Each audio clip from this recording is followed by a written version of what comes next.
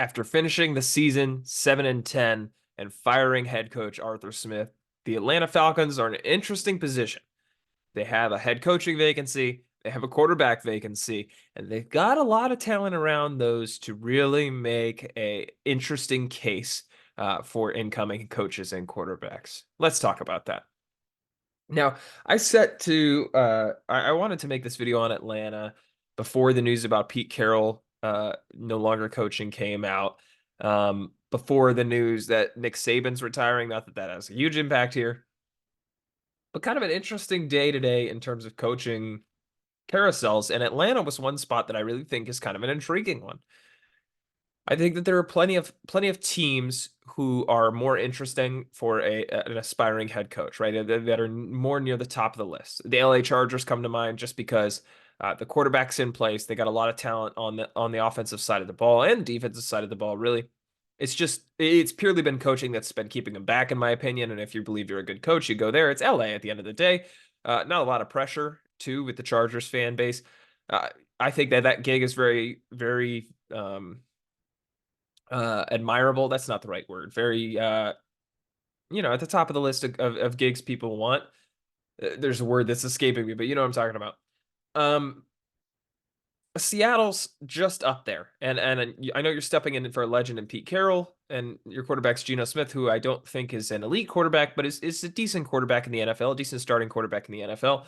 The pedigree, the history of Seattle, and the ability to continue to acquire talent at any point in the draft is something that has to be intriguing for NFL head coaching candidates.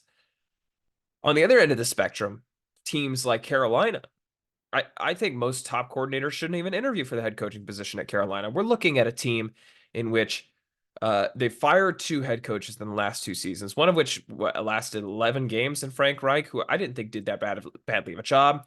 They traded for the first overall pick last year to take a quarterback who was not the best quarterback in the draft. The guy who went second has turned his team around and led them to the playoffs and a division win. Not a division win, winning the division is what I mean to say. More than just a division win. And you took the worst quarterback and you traded up to do it, and in turn gave up next year's number one overall pick, right? We look back on that, and Carolina gave up a king's ransom to trade up, and they're a worse team because of it. And that's for the now. Nevertheless, what's going to happen after this year's draft when Chicago takes whoever they want first overall or trades out of that pick? And then on top of that, the Panthers owner always being involved in decisions and throwing drinks on fans. I would stay far, far away from the Panthers job if I was a top head coaching candidate. But Atlanta, I think, falls in between. And Atlanta's a team that has desperately needed a quarterback since moving on from Matt Ryan. And I was a fan of moving on from Matt Ryan. I thought the days of Matt Ryan and Julio Jones were over a few years before they actually were. The year after that Super Bowl run, I thought was the beginning of the end for them. And thought there was a chance they could move on after that. I actually picked in one of these podcast episodes, I picked Matt Ryan to be the starting quarterback of the San Francisco 49ers several years ago. So you can see where I'm coming from in some ways. But Atlanta spent the past few years really adding to the offensive side of the ball. 3 straight years, they've used 3 top 10 picks on offensive skill position players. 3 years ago, they drafted Kyle Pitts, tight end out of Florida, 4th overall. Last year, they drafted Drake London, wide receiver out of USC, I want to say 9th overall. And then this past year, they drafted Bijan Robinson, running back out of Tennessee, 12th overall or something like that? 8th overall? I don't remember where Bijan Robinson went in the draft. I'm going to Google it so we have accurate information here. Bijan Robinson, number 8 overall. So number 4, number 9, number 8 on offensive skill position players who are all very talented. Now, maybe some of them were overdrafted, but nonetheless, very talented offensive players. And it seemed like Arthur Smith really just didn't want to use them. And this is nothing against guys like Tyler Algier and Cordero Patterson and the various other weapons they have on offense in Atlanta, but it really seemed like they were scared to use Bijan, and they were scared to use Drake London, and they were scared to use Kyle Pitts. And the quarterback play certainly didn't help. I mean, Desmond Ridder was awful. Taylor Heinicke was awful. I mean, Taylor Heinicke is what he is. He's probably the 40th to 50th best quarterback in the NFL, right? He's a decent to solid backup.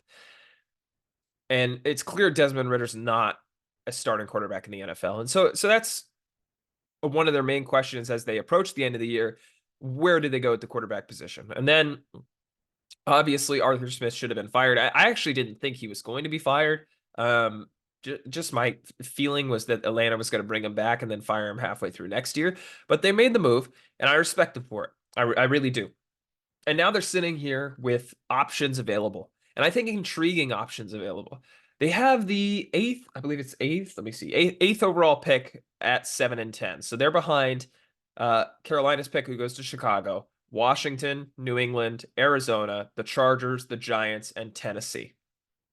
And in my opinion, unless you love some of the quarterbacks expected to go late in the first round and the beginning of the second round, like Michael Penix Jr. from Washington or Bo Nix from Oregon or JJ McCarthy from Michigan, this is not a great position for them to be drafting a quarterback. I don't think there's a great opportunity to trade up either, unless Chicago is willing to trade back multiple times. And just from what I see, and I think what that would involve is Chicago maybe trading back to 5 with the Chargers, or should I say Atlanta trading up to 5 to the Chargers and then trading up again to Chicago. That's the only way I could see this happening. Because I think Chicago, if they're not going to take a quarterback, which I'm not sold either way on whether they're going to take a quarterback, or ride again with Justin Fields. If they're not going to take a quarterback, they want to stay high enough up in the draft to get one of the top weapons available.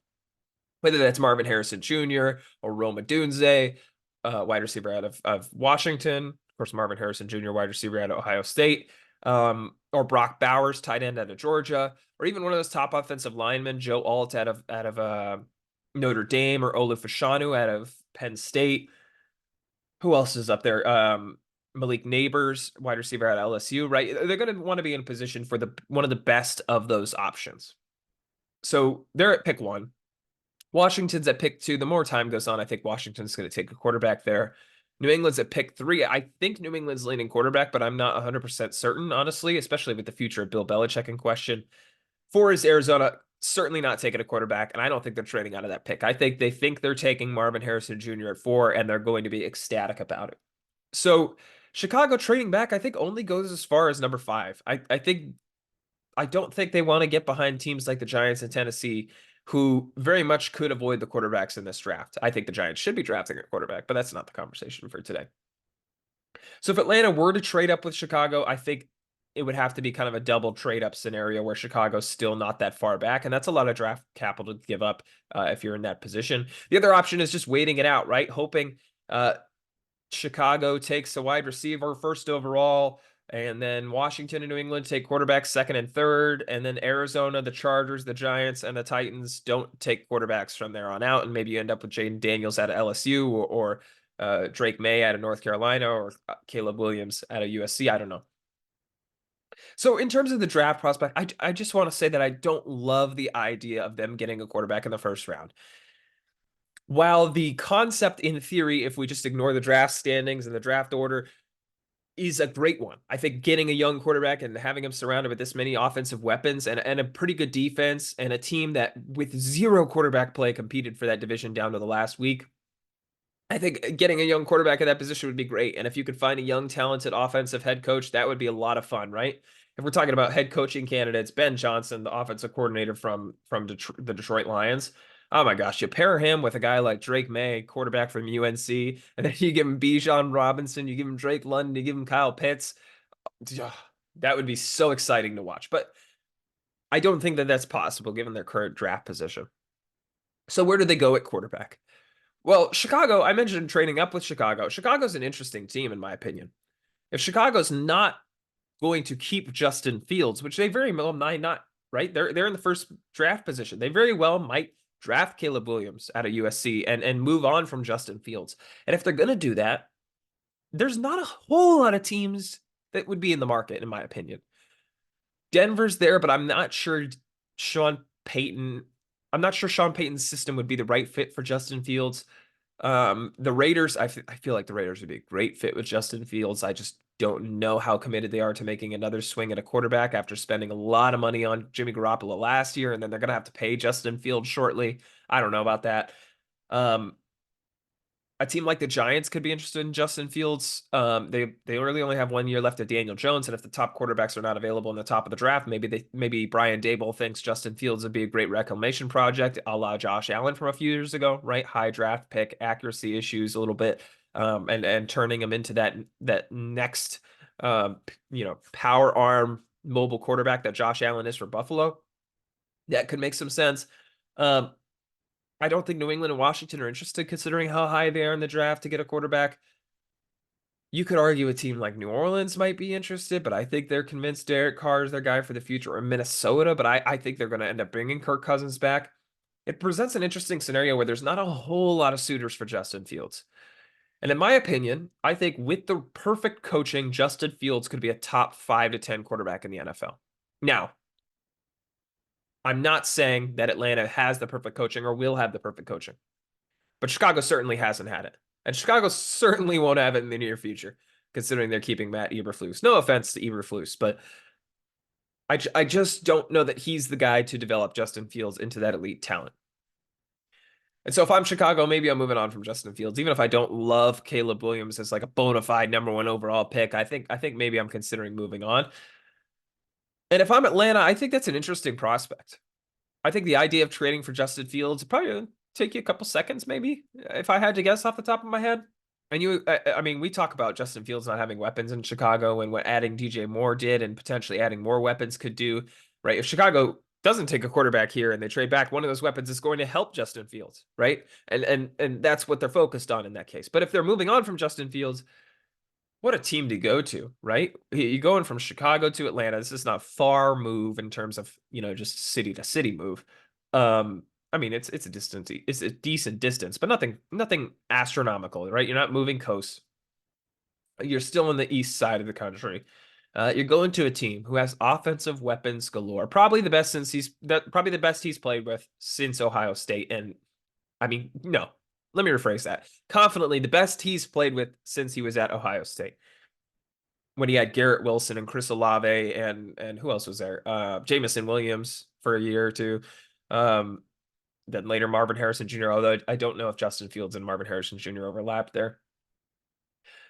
You give him such a talented offensive trio. And then from there, if you want to hire a head coach, I mean, obviously I talked about Ben Johnson, offensive coordinator from the Detroit Lions, but I pulled up an article from The Athletic written by Mike Jones. The best NFL head coaching candidates out there.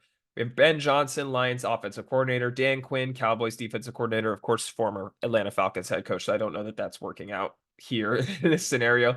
Antonio Pierce, Raiders interim head coach, who I don't think they're going to let go out of Vegas. Brian Flores, Vikings defensive coordinator. No disrespect to him. I think he's a good head coaching candidate, and the Vikings defense has been pretty strong this year. But I don't love Atlanta moving the defensive way unless it's a really proven NFL quality head coach, and I'll talk about that in a minute. Raheem Morris, Rams defensive coordinator, similar story, defensive player, defensive mind. I'm gonna butcher his name. Ajiro Ivero, the Panthers defensive coordinator, similar story. Steve Wilks, 49ers defensive coordinator, similar story.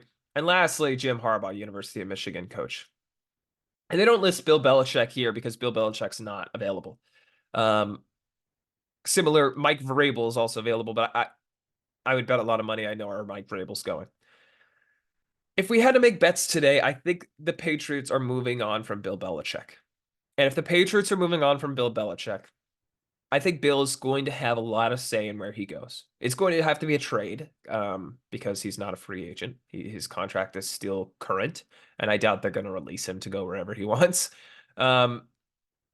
So if they're going to trade him, it's obviously not going to be to an AFC East team. Not that any of the AFC East teams are firing their head coaches, but at the end of the day, they're going to want to find a team that suits him and that he is interested in coaching for. And could the Chargers be that? Maybe, but I don't think the Chargers are letting Bill buy the groceries. That's just the impression I get. And when I say buy the groceries, I mean he has GM duties in his current position in New England. He is the GM and head coach, and I don't think there's any team that's going to give him the reins as both GM and head coach. But I do think there's teams that will let him certainly have a huge say, a significantly higher say than he would in a normal head coaching position. I don't think the Chargers are that team. Maybe it's the Bears, the Commanders. I could easily see being that team, right? But I don't know that he wants to go there unless he loves someone at pick number 2 in the draft. An Atlanta trade for Bill Belichick? I mean, I don't hate it. I don't hate the idea. I don't necessarily love it, but if he's sold, he could turn Justin Fields around. And I think there's part of Bill that still wants to make a running quarterback work from his years with Cam Newton. And if he could have that many offensive weapons, I mean, probably the most offensive weapons he's had in what 5 to 10 years in New England, right? Certainly since Brady was there, but maybe even a couple of years before that. I think that's an interesting conversation. And then we add Jim Harbaugh into the mix. Similarly, I think Jim Harbaugh is going to go somewhere where he has some say. And in this case, I believe the Chargers will give him some say. The 3 teams I could see for Jim Harbaugh are the Chargers, the Raiders, and the Chicago Bears. He's from Chicago. He played for Chicago. He might not actually be from Chicago, but he played for Chicago when he was in the NFL. I could easily see him ending up there and having the first overall pick to take whatever college quarterback he's gone against over the past few years. I could see him in LA just because they have the quarterback ready and available, and I could also see him in Vegas because I think Mark Davis would be excited to land a big fish, and Jim Harbaugh is that big fish. And Washington similarly is excited to land a big fish, but I just don't see the fit, in my opinion. It's kind of hard to read Washington just because the new ownership is certainly someone we're familiar with as sports fans from owning the 76ers and Devils and such, but not someone we're familiar with when it comes to football decisions. Nevertheless, back to Atlanta. We're talking about Atlanta in this video. I think a dream Atlanta Falcons offseason. A dream Atlanta Falcons offseason. If I'm a Falcons fan, what am I hoping happens? And in my opinion, I'm thinking Justin Fields might be the best answer at quarterback. And I'm thinking Bill Belichick might be the best bet at head coach. And I talked about Mike Vrabel briefly, and Mike Vrabel is a guy who I'd love to bring in as head coach. But, big but here.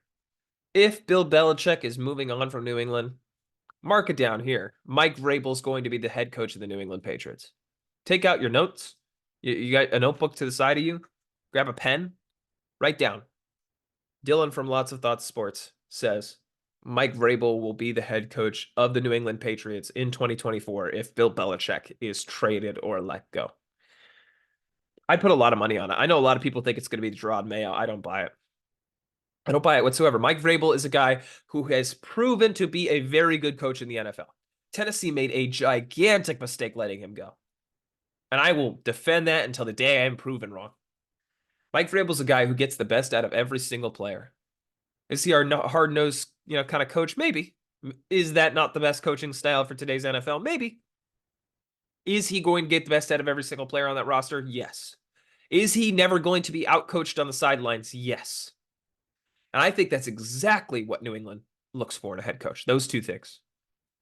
Do they look for a guy with terrific X's and O's? No. Is he a guy? Maybe. I'm not so sold either way. I don't think their offensive talent has ever been that great outside of Derrick Henry. But Mike Vrabel has ties in New England, both as a player and as a coach. His ties to Bill Belichick, ties to Robert Kraft. I would be shocked if the head coach of the New England Patriots in 2024 is not Bill Belichick or Mike Vrabel. And if Bill Belichick is indeed on the outs in New England, which I think is more likely than not, if I'm Atlanta, I dream about the offseason of pairing Justin Fields and Bill Belichick together. Let me know what you think in the comments below. Do you think Bill Belichick is the right guy for the Falcons? Do you think I already forgot his name. Justin Fields is the right guy for the Atlanta Falcons. Do you think Chicago's even moving on from Justin Fields? Because I'm not sold on that either way. I should say that. I'm not sold on that either way. And I've done plenty of mock drafts. Check them out on the channel. Going both ways, right? Maybe the Chicago Bears trade out of that pick and build around Justin Fields. Maybe the Chicago Bears keep that pick and build around Caleb Williams. I don't know where they go. But let me know what you think in the comments below. If you're a Falcons fan, who's your dream head coach? Who's your dream quarterback? I'd really be interested to hear what you think. Thanks for watching this Quick Thoughts episode. I hope you enjoyed. Peace out.